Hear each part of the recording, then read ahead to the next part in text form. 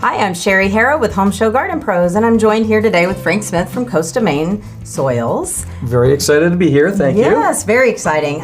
So, Coast of Maine has a whole line of OMRI-certified soils, and one of them is their houseplant soil. Absolutely. So what makes this special and different?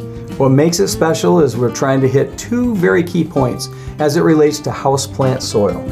We have the need for really great drainage as well as water retention. And if we can hit that fine line of the right percentages of each of the primary ingredients, which is the coarse coconut coir as well as the coarse peat moss, that allows us to make sure that you're going to have the best experience and the best grow with that.